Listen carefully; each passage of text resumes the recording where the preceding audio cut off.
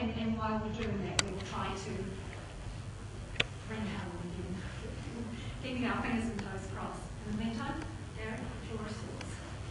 Thank you, Lisa. My task is to give you a New Zealand perspective, including economic impacts and how effective I think our government may be at responding.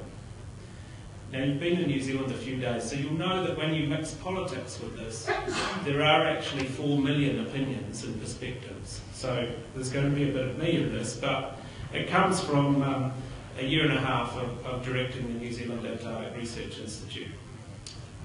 It also comes from living in Dunedin, and we often joke, living in Dunedin, that when folks ask us about climate, that it is the Antarctic Riviera. But it's no joke. The icebergs really do sail past, visible from the city, as they spin out of the Antarctic circumpolar current. The same's true of our climate.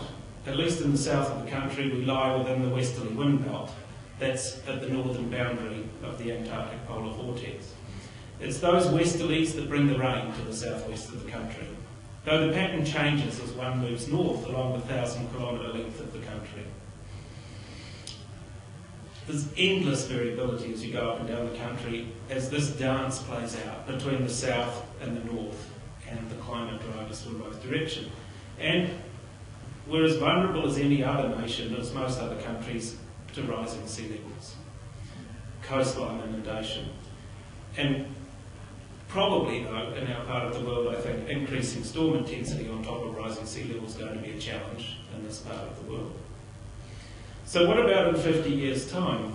Well, one of the ideas that's been occupying my mind at the moment is how the westerly wind belt and the associated ocean currents and fronts will reorganise as the equator to pole temperature gradient diminishes with greater warming in the Antarctic.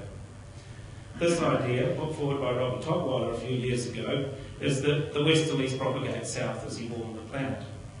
It prompts an interesting question as to whether the westerlies are coupled to the Antarctic circumpolar current and whether we'll see positive or negative feedback in atmospheric CO2 levels. But for New Zealand, I think we're simply more concerned with whether the rainfall will reduce in our big South Island farming areas and whether we'll see net migration from our southern fisheries. But let's put this in perspective. The net worth of our fishing industry is 1% of gross domestic product. In agriculture, it's not a great deal higher at 5% of GDP. So where's the real risk in our economy? Well, 30% of our GDP is in the insurance and business sectors, and another 10% of our GDP is in transport and communication. So 50 years out, New Zealand will be very focused on risk. Risk from more variable climate and increased storm intensity and frequency, and from rising sea level and coastal inundation, and the multiplier which that brings to storm impacts. According to the IPCC, 50 years out, we're probably looking at about 2 degrees global temperature increase and about a metre higher sea levels. Okay, rounded it to simple numbers. But the real risk here is going to be to determine how the West Antarctic ice sheet will respond in the 2-degree warmer world. Paleoclimate tells us that the end game of a 2-degree warmer world is loss of the Ross Ice Shelf in the West Antarctic ice sheet. So it's probably more like 5 metres of sea level equivalent and atmospheric warming of 6 to 8 degrees in the Antarctic. Obviously that's going to have enormous impact on the equator pole temperature gradient and the position of the westerly winds and the ocean front south of New Zealand. How does one address such risk? Well, the smoking gun I see is the stability of the big ice shelves that buffer the West Antarctic ice sheet and their interaction with the ocean. If you want to reduce long-term risk, work out how vulnerable those systems are going to be to warming. I've also been tasked with addressing how effective I think the New Zealand government will be at responding to those changes. 50 years in politics is a long time. They say that a week in politics is a long time, so I asked Chuck a little bit about this, and Chuck said I should stick a paper bag on my head and tell the truth.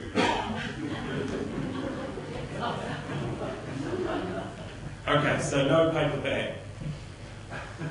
I think we've got 3 big challenges in New Zealand.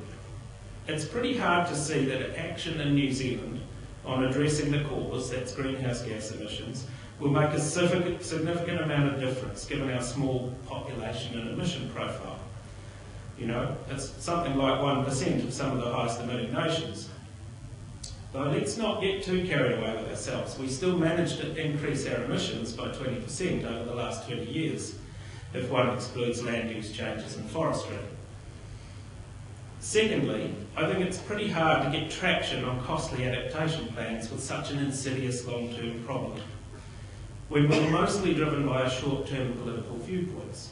And in New Zealand, which is no exception, our politics seem to dictate what value and position we take on the environment. And thirdly, we seem to think that the short-term pain is not worth it for the long-term gain. So let's look at the pain angle for a minute. I don't think it's actually so much about pain, but changing long-established habits. How do we do it? Do we need a financial incentive? I thought about this. It might work, but I don't actually think so. In New Zealand, we've just gone through the switch from analogue to digital TV. And every household had to buy at least one new TV. That's on the order of $500 a household, or $1 billion for the country. No one complained. What was the incentive? Quality of the programs hasn't improved. Sorry, Lisa. Yeah. I mean, everyone just accepted it. It's progress. It's a foregone conclusion. We just had to do it. We kind of seem to think that as long as we have enough money, we'll be able to provide for our immediate families and the next generation. But will we? Not when the risk of environmental change becomes too great, which unfortunately might be a few years off. The only way I see of engaging a nation, such that its government will follow in some research, is some research focused on two key elements of the Antarctic system. The bits that are vulnerable in a warming world, and the places with steep gradients in the physical and biological process where we can detect change early and engage people in doing something about it. And by change I mean that propagating south to the Antarctic and that propagating north, which for the purposes of this discussion is New Zealand. And the sooner we get on with it, the sooner we can engage our and other nations in this difficult problem.